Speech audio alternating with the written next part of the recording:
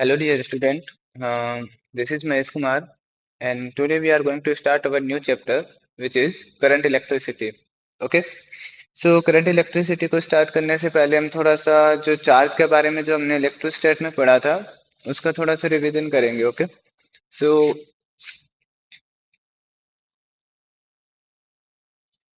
देखो, जब हमने चार्ज के बारे में डिस्कस किया था अपने जो फर्स्ट चैप्टर में, उसमें हमने क्या देखा था कि ये हमारे पास कोई चार्ज क्यों है, राइट.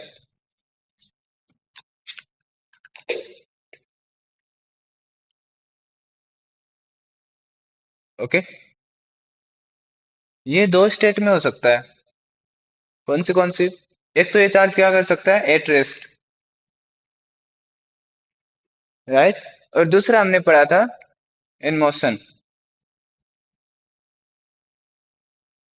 तो जब हमने फर्स्ट चैप्टर पढ़ा था तब मैंने आपको ये बताया था कि अभी हम इसमें सिर्फ चार्ज जो है वो रेस्ट जो स्टेट है उसके अंदर डिस्कशन करेंगे. मोशन का जो चार्ज है वो हमारा थर्ड चैप्टर आएगा जिसके बारे में हम आज डिस्कस करने वाले हैं. ओके. सो जब कोई भी चार्ज रेस्ट पे रहता है, कोई चार्ज क्या रहता है, रेस्ट पे, तो वो क्या करता है, अपने अराउंड एक फील्ड प्रोड्यूस जनरेट करता है, राइट. सो उसके अंदर हमने पढ़ा था इलेक्ट्रोस्टेट.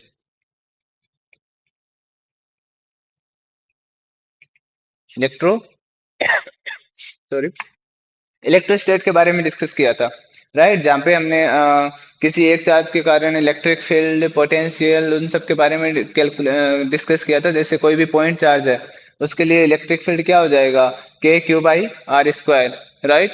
पोटेंशियल क्या हो जाएगा, के क्यू बाई आर. इन दोनों के बीच में रिलेशन क्या हो जाएगा, E is equal to minus DV by R. अगर हमारे पास कोई दो पॉइंट चार्ज प्रेजेंट है तो हमने कूलम्स लॉ भी पढ़ा था पॉइंट चार्ज के लिए, right. F is equal to K Q1 Q2 by R square, उनके बीच में जो फोर्स लगेगा. ओके. और हमने इसके बहुत सारे मतलब वेरिएशन भी डिस्कस किए थे, जैसे गाउस लॉ वगैरह, वो सब. यहाँ से हम electric field different different type के चार्ज डिस्ट्रीब्यूशन के लिए हमने कैलकुलेट किए थे, राइट. आज हम डिस्कस करने वाले हैं कि जब हमारा जो चार्ज है वो किसमें है, इन मोशन है. ओके. इसके लिए भी दो कंडीशन हो सकती है ब्रो, स्टूडेंट्स. कौन सी? एक तो ये क्या है, at constant velocity. Constant velocity. Okay. Means A is equal to zero. दूसरा क्या हो सकता है, A not equal to zero, accelerated motion, right. तो जब हमारा चार्ज कोई कांस्टेंट वेलोसिटी पे मूव करता है, चार्ज क्या कर रहा है, यहां से कांस्टेंट वेलोसिटी से क्या कर रहा है, मूव कर रहा है, तो क्या होता है, करंट फ्लो होता है. तो इसके लिए हम चार्ज की करंट के बारे में डिस्कस करेंगे, जिसे हम बोलते हैं करंट इलेक्ट्रिसिटी. ओके. और एक और प्रॉपर्टी होती है जब चार्ज मूव करता है. जब भी चार्ज मूव करेगा तो वो अपने अराउंड एक मैग्नेटिक फील्ड भी जनरेट करता है. सेकंड और कौन सी प्रॉपर्टी है, मैग्नेटिक फील्ड.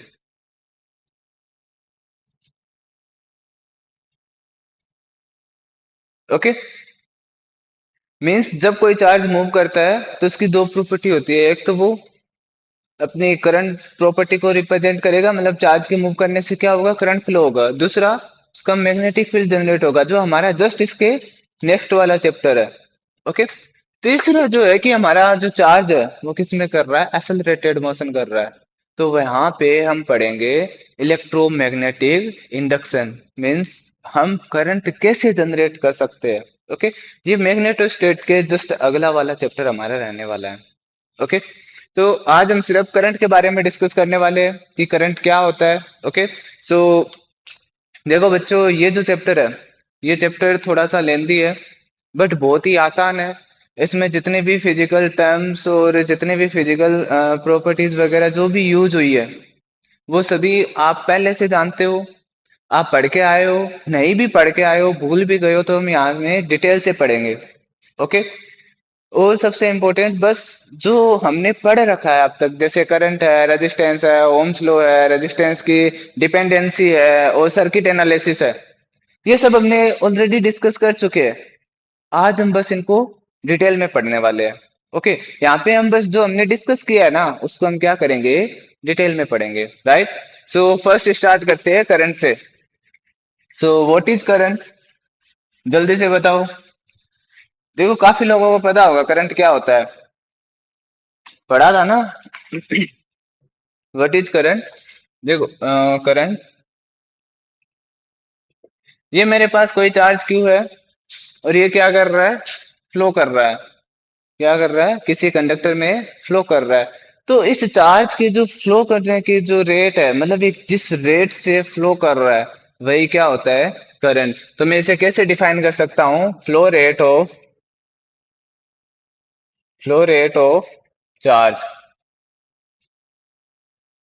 करंट क्या होता है बेटा, फ्लो रेट ऑफ चार्ज। तो इसको हम डिफाइन कैसे कर सकते हैं, डिफाइन करने के लिए करंट को आई से रिप्रेजेंट किया जाता है। किससे रिप्रेजेंट किया जाता है, आई। करंट का सिंबल क्या होता है, आई। ओके। तो क्या हो जाएगा, फ्लो रेट ऑफ चार्ज। किसकी फ्लो रेट देख रहे हैं, चार्ज की। तो डेल्टा क्यू, किसके रेस्पेक्ट में, डेल्टा टी। कि अगर टी टाइम में क्या हो रहा है, क्यू चार्ज फ्लो कर रहा है। टी टाइम में कितना चार्ज फ्लो करे, क्यू चार्ज फ्लो करे। तो जो करंट फ्लो करेगा उस कंडक्टर में वो क्या होगा, आई। ओके। ये हो गया किसी लॉन्ग पीरियड ऑफ टाइम के लिए। मतलब मीन्स मैं ऐसे देख रहा हूँ कि मेरे पास ये एक कंडक्टर है। इस कंडक्टर से 4 सेकेंड में लेट से 8 गुलाम चार्ज फ्लो कर गए। 4 सेकेंड में कितने किए, 8 गुलाम चार्ज फ्लो कर गए। ये मैंने देखा टी इज इक्वल टू 0 पे कुछ नहीं था, टी इज इक्वल टू 4 तक कितने चार्ज फ्लो कर गए थे, 8 गुलाम चार्ज फ्लो कर गए थे। तो इसमें जो करंट है वो कितना हो जाएगा बच्चों, करंट क्या हो जाएगा, क्यू कितना हो गया, 8 डिवाइड बाय 4 सेकेंड, तो 2। राइट, इस तरीके से हम कैलकुलेट कर सकते हैं। बट अगर आपको किसी एक पर्टिकुलर इंस्टेंट पे करंट कैलकुलेट करना हो, मींस करें आई इंस्टेंट, इंस्टेंटेनियस करंट क्या हो जाएगा बच्चों, D Q upon D T. Means एक बहुत ही शॉर्ट इंटरवल ऑफ टाइम, एक बहुत ही स्मॉल इंटरवल ऑफ टाइम में जो चार्ज फ्लो करेंगे वो क्या हो जाएगा बच्चों, आई इंस्टेंट, इंस्टेंट करंट। ओके। अब बात करते हैं इसकी यूनिट की।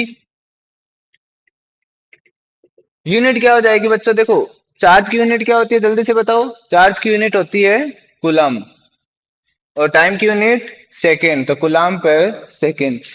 बच्चों ये जो करंट है इसकी ये यूनिट हो गई एम्पियर्स में, कूलम पर सेकेंड। बट इसकी एक और यूनिट होती है, जो ऐसा यूनिट हमने डिस्कस किया था, वो होती है एम्पियर। और बच्चों जब हमने लास्ट ईयर अपना फर्स्ट चैप्टर जो पढ़ा था उसमें हमने क्या बताया था, कि एम्पियर क्या है, one of the 7 fundamental unit. Right, ampere जो आपकी 7 जो फंडामेंटल यूनिट है उनमें से ही एक होती है। राइट। तो चार्ज की हम कौन सी यूनिट यूज करने वाले हैं, सॉरी करंट की जो यूनिट हम यूज करने वाले हैं वो क्या हो जाएगी, एम्पियर। क्या यहाँ तक कोई दिक्कत है, बोलो। ओके। तो देखो बच्चों, यहाँ तक तो हमने ये देख लिया कि करंट क्या होता है, इसकी यूनिट क्या होती है। ओके, इसकी डायमेंशन भी बता दो जल्दी से मुझे। एम्पियर है, फंडामेंटल डायमेंशन हमेशा फंडामेंटल यूनिट्स में लिखी जाती है, तो क्या मैं इसे ए डायरेक्टली ऐसे लिख सकता हूँ, तो इसकी डायमेंशन हो जाएगी। ओके। अब देखो अ, ये जो करंट है वो किसी भी कंडक्टर में फ्लो कैसे करता है। राइट।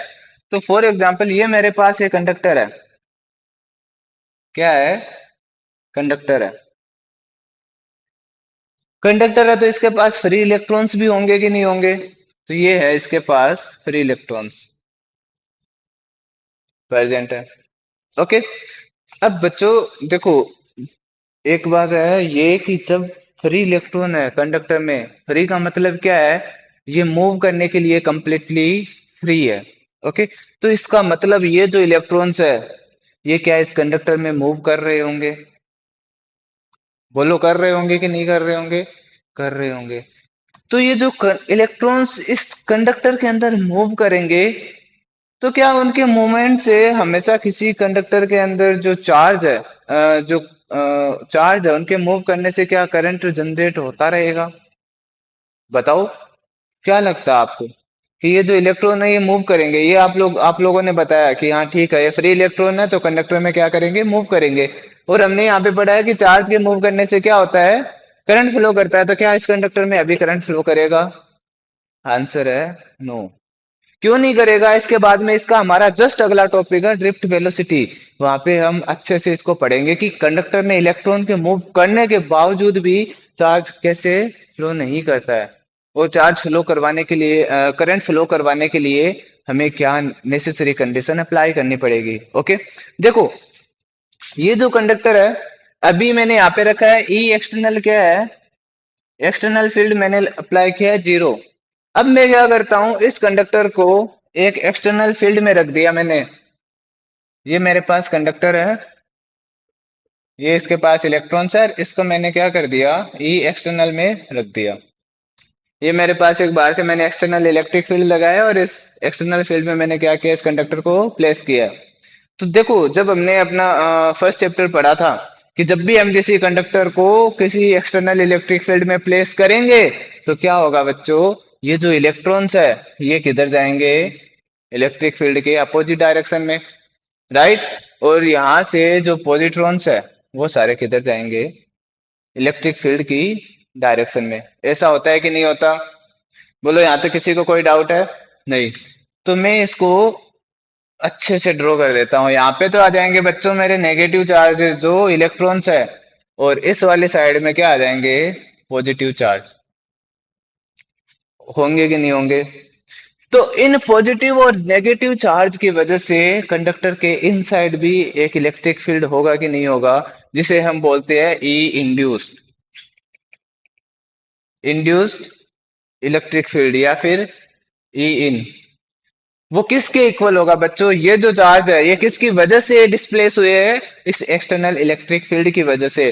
तो ये जो ई इन है वो जस्ट किसके अपोजिट होगा, ई एक्सटर्नल के। और यहाँ पे ये जो नेगेटिव साइन है ये क्या रिप्रेजेंट कर रहा है, ये रिप्रेजेंट कर रहा है इलेक्ट्रिक फील्ड की डायरेक्शन। क्योंकि देखो एक्सटर्नल इलेक्ट्रिक फील्ड इस डायरेक्शन में है, तो जो इंटरनल है वो इसके जस्ट क्या हो जाएगा, अपोजिट डायरेक्शन में। ऐसा होगा कि नहीं होगा? बोले यहाँ तक कोई दिक्कत है?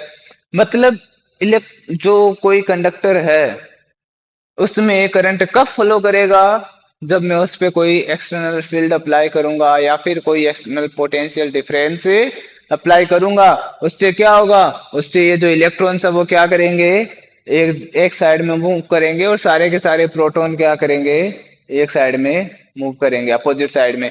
और उनके मूवमेंट से क्या होगा, मेरे पास इस कंडक्टर में करंट फ्लो होगा। बोलो यहाँ तक कोई दिक्कत है? नहीं। ओके, तो देखो जब भी किसी कंडक्टर में करंट फ्लो करता है, जब भी किसी कंडक्टर में क्या होता है, करंट फ्लो होता है, तो देखो जितने इलेक्ट्रॉन्स यहां से एक डायरेक्शन में मूव करे हैं, क्या उतने ही पॉजिट्रॉन उसके अपोजिट डायरेक्शन में मूव करे कि नहीं करे? यस और नो? तो इसका इसका मीन्स क्या हो गया, इट मीन्स कि जो कंडक्टर है वो करंट फ्लो के टाइम पे चार्ज कंजर्वेशन लॉ को फॉलो करेगा। ओके, और अगर वो चार्ज कंजर्वेशन लॉ को फॉलो करेगा तो यहाँ पे जो टोटल चार्ज है ये क्या रहेगा, 0। तो conductor remains an charge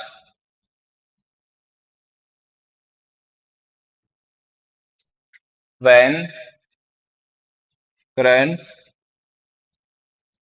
flow through it, because it follow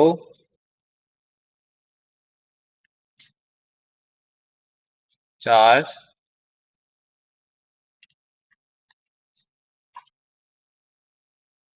law of conservation of charge.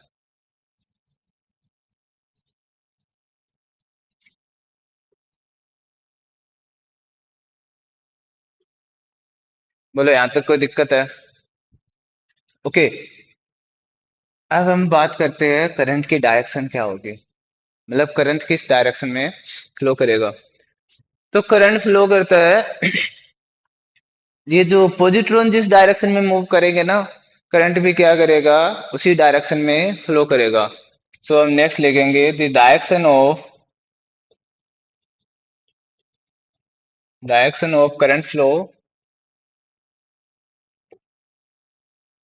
Is along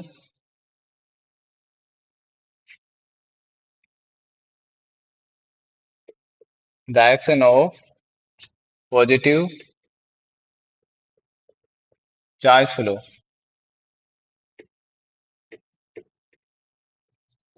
अब देखो, हमने यहाँ पे एक वर्ड यूज किया है डायरेक्शन, राइट।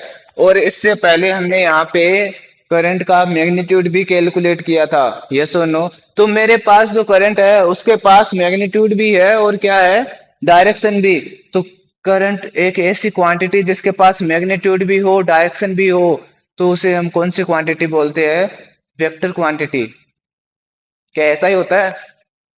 देखो, सबने मोस्टली ने यस बोला, बट एक्चुअली बच्चों ऐसा नहीं होता है।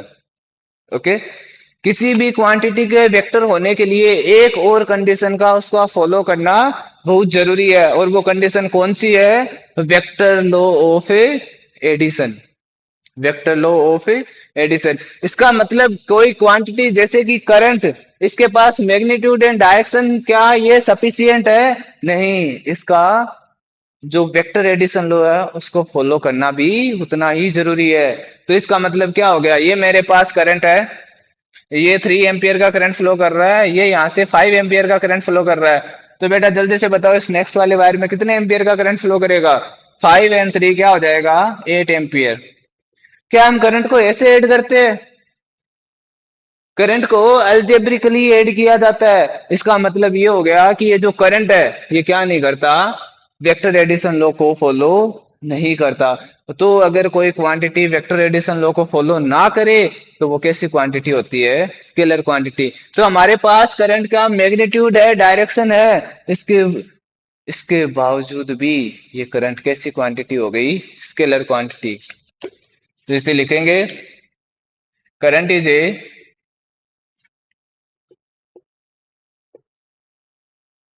scalar quantity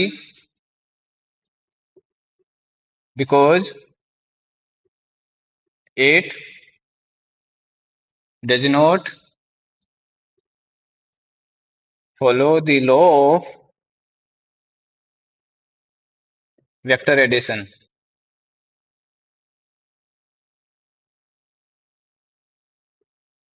करंट कैसी क्वांटिटी हो गई बच्चों, स्केलर क्वांटिटी।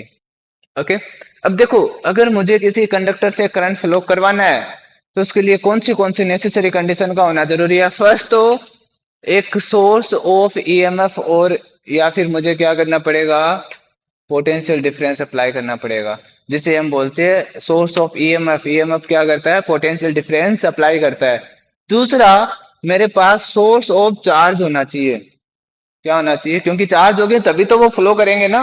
अब मैंने ईएमएफ अप्लाई कर दिया, चार्ज ही नहीं है, तो क्या फ्लो करेगा, कुछ नहीं करेगा। तो क्या वहां पे करंट होगा, नहीं। इसका मतलब चार्ज और सोर्स ऑफ ईएमएफ दोनों होना जरूरी है, राइट। इसे जल्दी से लिखेंगे, to to flow of current in any conductor, to flow of current in any conductor,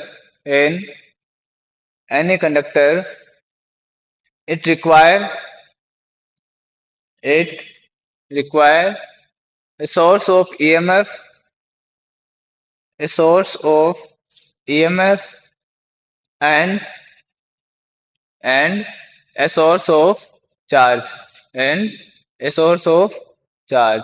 okay, अब देखो बच्चों, ये जो करंट है यहाँ से, अब क्वेश्चंस कैसे बनते हैं, देखो थ्योरी में तो हमने पढ़ लिया है कि हमारे कोई डाउट नहीं है। ठीक है, यहाँ तक आपको समझ में आ गया कि करंट क्या होता है, करंट कैसी क्वांटिटी होती है, करंट किस डायरेक्शन में फ्लो करता है और कब फ्लो करता है। ओके, ये आपको समझ में आ गया, राइट। यहाँ तक कोई डाउट नहीं है। तो अब हम मूव करते हैं क्वेश्चंस की तरफ।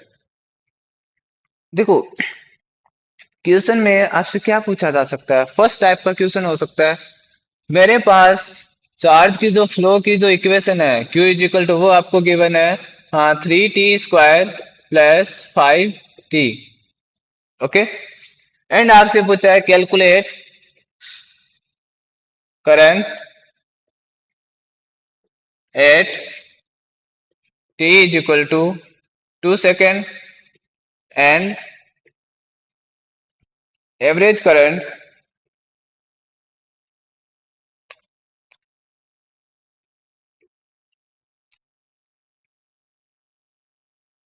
एट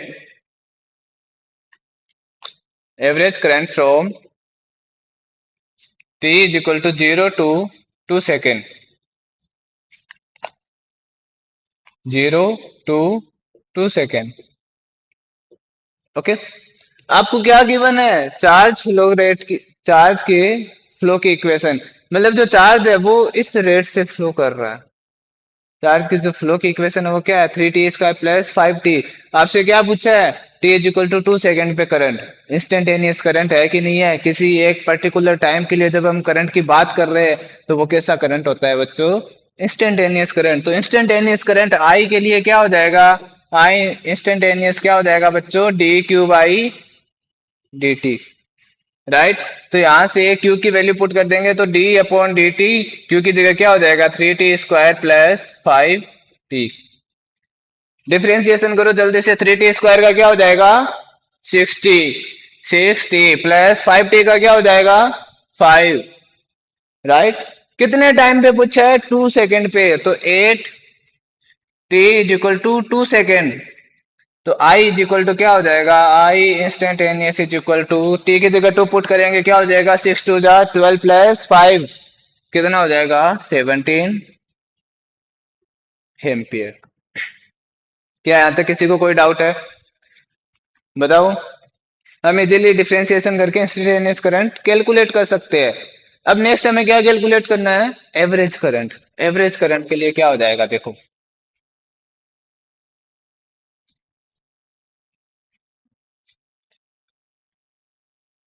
एवरेज करंट के लिए आपको कैलकुलेट करना पड़ेगा टोटल कितने चार्ज फ्लो हुए।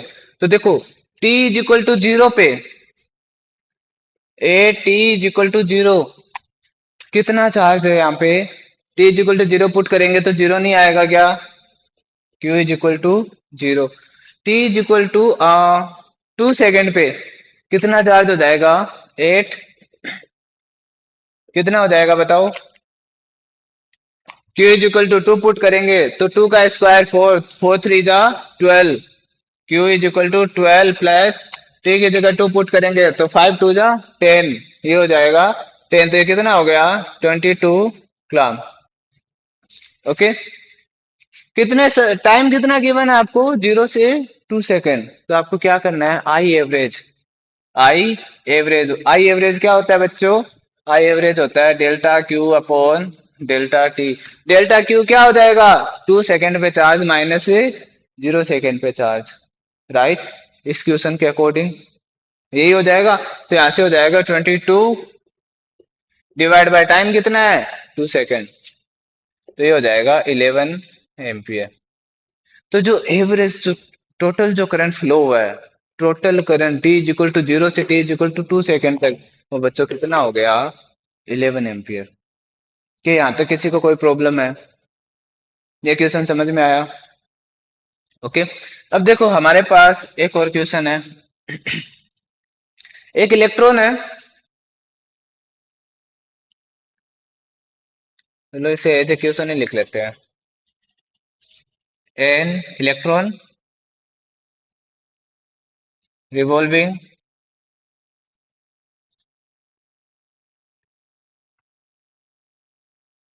Around nucleus with angular speed of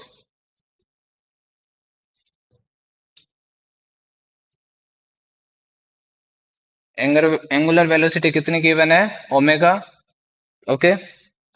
और रेडियस जो है वो क्या है? रेडियस इज, रेडियस आपको कितने गिवन है? 5 सेंटीमीटर।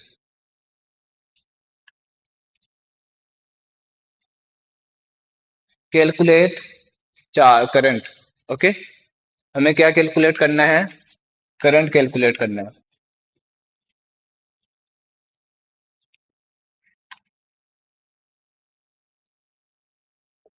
कैलकुलेट। ओके, तो देखो बच्चों, आई इज इक्वल टू क्या होता है? Delta Q upon delta T, यही होता है, राइट? चार्ज आपको क्या गिवन है? इलेक्ट्रॉन। कौन मूव कर रहा है? चार्ज आपको गिवन है, इलेक्ट्रॉन। टाइम का कैसे पता लगेगा? टाइम का कैसे पता चलेगा कि ये जो इलेक्ट्रॉन है कितने टाइम में किधर मूव कर रहा है, राइट? तो उसके लिए ये देखो, ये आपके पास ऑर्बिट हो गया जिसमें इलेक्ट्रॉन मूव कर रहा है। यहाँ पे इलेक्ट्रॉन है, इसकी एंगुलर वेलोसिटी आपको ओमेगा प्रोवाइडेड है, राइट? और क्या गिवन है आपको? रेडियस कितनी है? 5 सेंटीमीटर। यहाँ से ये जो रेडियस है वो कितनी है? 5 सेंटीमीटर। आपको रेडियस गिवन है, ओमेगा गिवन है। तो टाइम पीरियड क्या होता है इलेक्ट्रॉन का? टाइम पीरियड, हाँ okay, omega is equal to होता है 2 pi into F, right? Means जो एंगुलर वेलोसिटी है वो क्या होता है? 2 पाई इंटू फ्रिक्वेंसी। तो फ्रिक्वेंसी को मैं लिख सकता हूँ 1 upon time, time period, right? तो यहाँ से ये जो टाइम पीरियड है टी इज इक्वल टू वो क्या हो जाएगा? 2 पाई बाई ओमेगा। यस और नो? क्या यहाँ तक कोई दिक्कत है?